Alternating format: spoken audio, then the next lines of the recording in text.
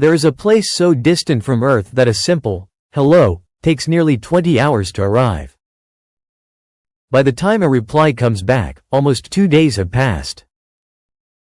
That conversation is happening right now. Far beyond Pluto, beyond the frozen edge of the solar system, an aging spacecraft no larger than a small car is still speaking to Earth. It has been traveling through the darkness for nearly 50 years. Its computers have less processing power than a modern calculator. Its electricity comes from slowly decaying plutonium. Its cameras have been silent for decades. Yet every faint radio signal it sends is rewriting humanity's understanding of the universe. Because Voyager 2 is no longer exploring planets. It is exploring the space between stars.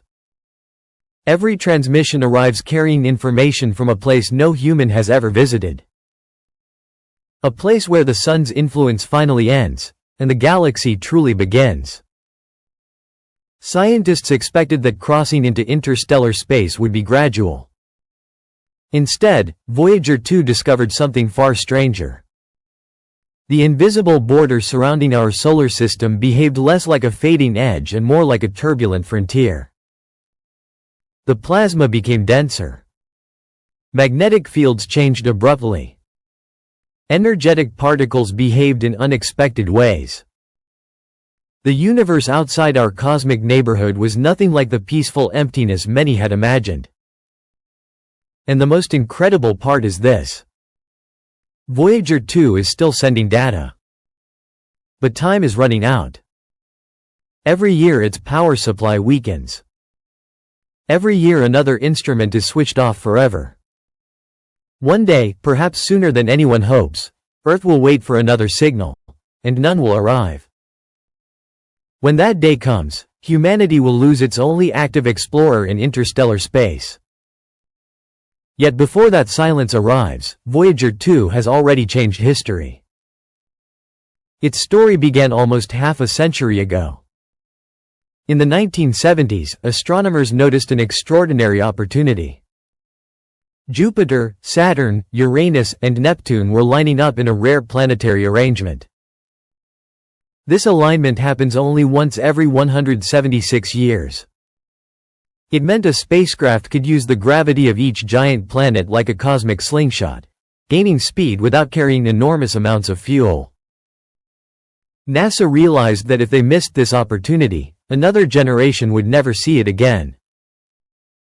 So they built 2 spacecraft.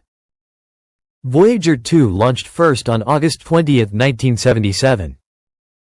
Although Voyager 1 carried the lower number, it took a faster route and reached Jupiter before its twin. Voyager 2 followed the longer path. A path no spacecraft had ever attempted. Engineers expected the mission to last only a few years. No one imagined the spacecraft would still be operating nearly 5 decades later. Its first destination was Jupiter. When Voyager 2 arrived in 1979, scientists expected impressive photographs. Instead, they found an entirely different world. Jupiter wasn't simply a giant ball of gas. It was a dynamic system filled with violent storms, intense radiation, and astonishing moons. One discovery shocked everyone. The moon Io.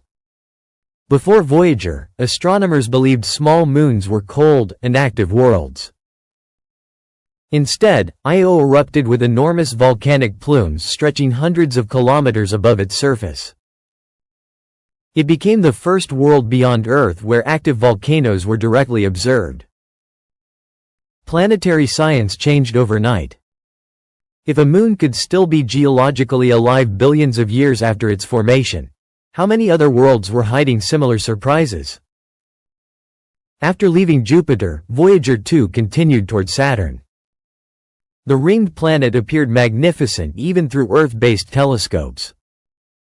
But close-up images revealed extraordinary complexity. Instead of solid rings, Voyager discovered countless narrow ringlets shaped by gravity, collisions, and the influence of nearby moons. Every orbit revealed new mysteries. Every measurement raised new questions. Yet Saturn was never the spacecraft's final destination. Voyager 2 was heading somewhere no human-made machine had ever seen. A pale blue planet nearly 3 billion kilometers farther from the Sun. Uranus. When Voyager 2 arrived in January 1986, history was made. To this day, it remains the only spacecraft ever to visit Uranus. Everything we know from direct exploration comes from one brief encounter lasting only a few hours. At first glance, Uranus looked quiet. Almost featureless. But appearances were deceiving. The planet rotates on its side, unlike any other major planet in the solar system. Its seasons last decades. Its magnetic field is strangely tilted and displaced far from the planet's center. Nothing behaved the way scientists expected. Then Voyager's instruments detected something even more puzzling. The radiation surrounding Uranus was unusually intense. The planet's magnetic environment seemed wildly distorted. For decades, researchers struggled to explain those measurements. Years later, another possibility emerged. Perhaps Voyager 2 had arrived during an unusually active period of solar weather. A powerful stream of charged particles from the Sun may have temporarily energized Uranus's magnetic field shortly before the flyby. If that idea is correct, then humanity's only close-up look at Uranus may have captured the planet during an exceptionally unusual moment. Imagine trying to understand Earth's climate after visiting only once, during the middle of the strongest hurricane ever recorded. Your observations would be real. But they wouldn't represent everyday conditions. That possibility has transformed how scientists think about future missions.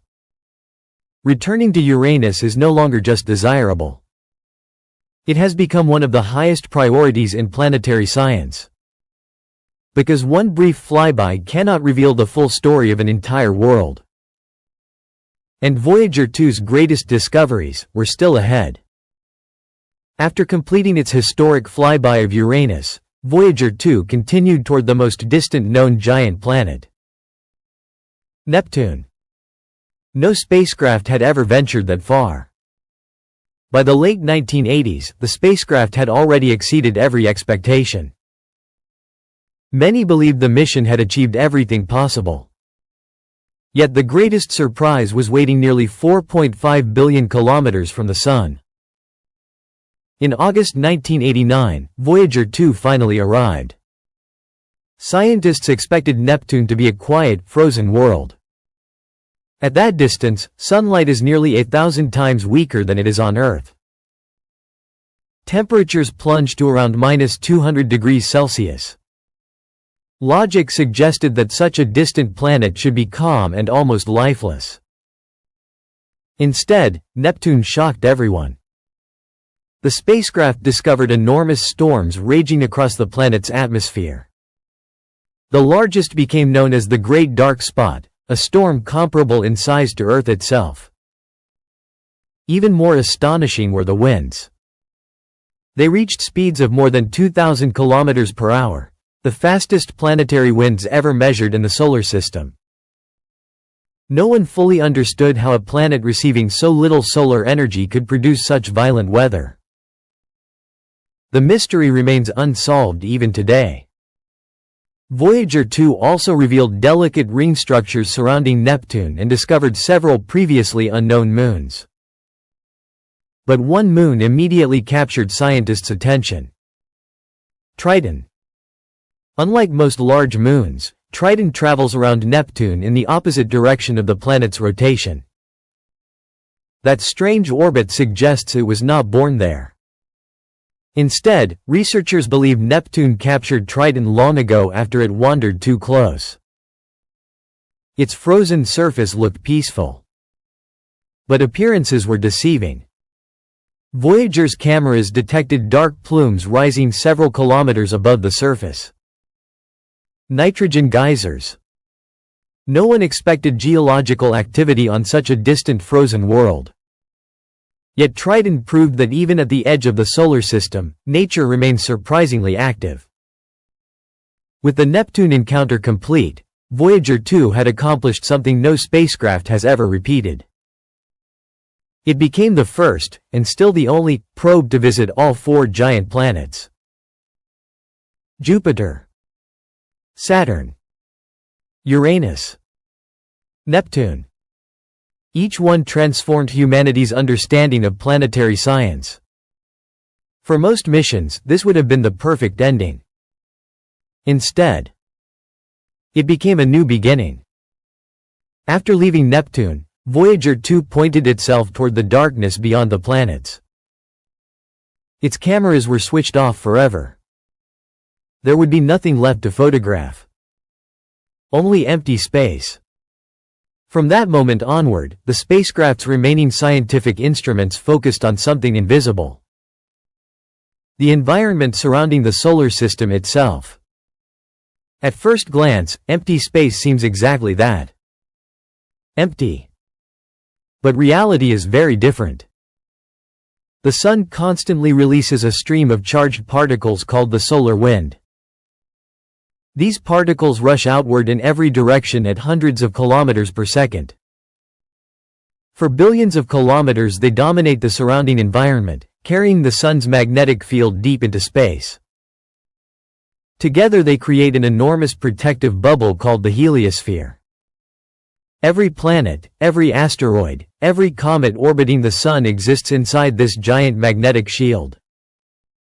It protects our solar system from a significant portion of high-energy cosmic radiation arriving from the rest of the galaxy. For decades, scientists wondered what happened at the bubble's edge. Did the solar wind gradually disappear? Did it slowly mix with interstellar space? Or was there a sharp boundary? Computer simulations offered different answers. But no one actually knew. Because no spacecraft had ever reached that distance. Voyager 2 was about to change that. As the years passed, the spacecraft continued moving farther from the Sun at nearly 15 kilometers every second. The planets disappeared behind it. The Sun became just another bright star. Communication grew increasingly difficult. Every command transmitted from Earth required almost 20 hours to reach the spacecraft.